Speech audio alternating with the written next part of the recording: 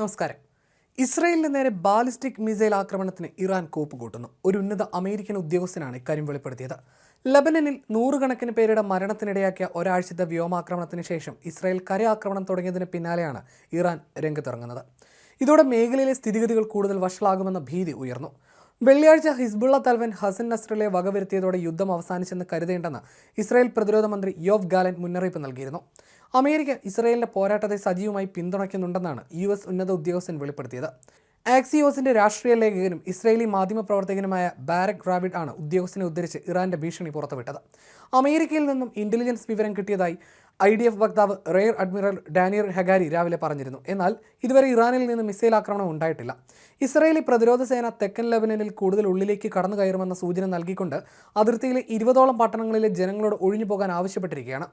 അതിർത്തിയിൽ നിന്നും 60 കിലോമീറ്റർ അകലെ അവാലി നദിയുടെ വടക്ക് ഭാഗത്തേക്ക് പോകാനാണ് ലെബനീസ് പൗരന്മാരോട് IDF വക്താവ് അവിജയ് ആഡ്രെ ആവശ്യപ്പെട്ടത്. അതേസമയം വടക്കൻ ലെബനനിൽ ഹിസ്ബുള്ളയും ഇസ്രായേലി സൈന്യവും തമ്മിൽ കടുത്ത പോരാട്ടം തുടരുകയുമാണ്.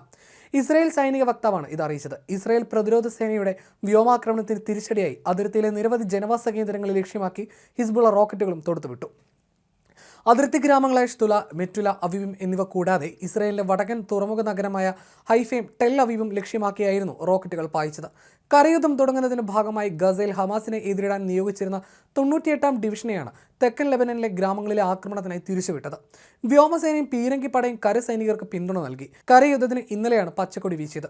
ഇസ്രായേലി പട്ടണങ്ങൾക്ക് ഭീഷണിയായ ഹിസ്ബുള്ള ശക്തി കേന്ദ്രങ്ങൾ തച്ചു തകർക്കാനാണ് പരിശ്രമമെന്ന് സൈനിക വക്താവ് റെയർ അഡ്മിറൽ ഡാനിയൽ ഹഗാരി പറഞ്ഞു. ഇസ്രായേലി ഗ്രാമങ്ങളോട് ചേർന്നുള്ള ലെബനീസ് ഗ്രാമങ്ങളെ സൈനിക താവളങ്ങളായി ഹിസ്ബുള്ള മാറ്റിയിരിക്കുകയാണെന്നും അദ്ദേഹം വ്യക്തമാക്കി. കഴിഞ്ഞ ഒക്ടോബർ 7-ന് ഹമാസ് കടന്നുകയറിയ ശൈലിയിൽ ഇസ്രായേലികളുടെ വീടുകളിലേക്ക് ഇരച്ചു കയറി നിരപരാധികളായവരെ കൂട്ടക്കുരുതി നടത്തി അധിനിവേശത്തിനായി ഹിസ്ബുള്ള പദ്ധതിയിട്ടിരുന്നെന്നും ഹഗാരി പറഞ്ഞു. ഇപ്പോൾ പരിമിതമായ രീതിയിലാണ് സൈനിക നടപടിയെങ്കിലും ഭീകര സംഘടനയെ തകർക്കും വിധം ഓപ്പറേഷൻ വ്യാപിപ്പിക്കണമെന്ന് ഇസ്രായേൽ സർക്കാരിലെ തീവ്രപക്ഷക്കാർ വിശേഷിച്ചും ദേശീയ സുരക്ഷാ മന്ത്രി ഇറ്റാമർ ബെൻ ഗുറിലെ പോലുള്ളവർ ആവശ്യപ്പെടുന്നുണ്ട്. അതേസമയം ഹിസ്ബുള്ളയുടെ റോക്കറ്റ് ആക്രമണത്തിൽ നിന്ന് രക്ഷയ്ക്കായി ലക്ഷക്കണക്കിന് ഇസ്രായേലികൾ ഷെൽട്ടറുകളിൽ അഭയം തേടി. മധ്യ ഇസ്രായേലിലുടനീളം സൈറനുകളും മുഴങ്ങി. ഹിസ്ബുള്ള തൊടുത്തുവിട്ട ഒരു റോക്കറ്റ് ഫാർക്കാസിൻ പട്ടണത്തിലെ ഒരു റോഡിൽ പതിച്ചു. ഒരാൾക്ക് പരിക്കേറ്റു. ചുരുങ്ങിയ തോതിൽ ഇസ്രായേൽ കരയുദ്ധം തുടങ്ങിയതോടെയാണ് ലെബനനിൽ നിന്ന് ഹിസ്ബുള്ളയുടെ മിസൈൽ റോക്കറ്റ് ആക്രമണം രൂക്ഷമായത്.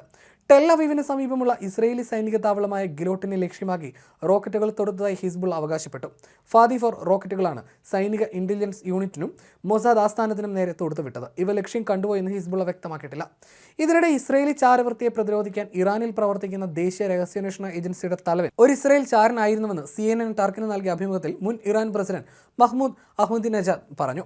വൻ വെളിപ്പെടുത്തലാണ് മുൻ ഇറാൻ പ്രസിഡന്റ് നടത്തിയത്. പ്രത്യേക യൂണിറ്റിൽ ഡബിൾ ഏജന്റുമാർ പ്രവർത്തിക്കുന്നതായും ഇവർ ഇറാനിയൻ ആണവ പദ്ധതിയെക്കുറിച്ചുള്ള തന്ത്രപ്രധാനമായ വിവരങ്ങൾ ഇസ്രായേലിന് നൽകുന്നുവെന്നും പറഞ്ഞ അഹമ്മദിനെജാദ് ഇറാന്റെ മൊസാദ് വിരുദ്ധ രഹസ്യാന്വേഷണ ഏജൻസിയുടെ തലവൻ മൊസാദ് ഏജന്റ് ആയിരുന്നുവെന്നും കൂട്ടിച്ചേർത്തു.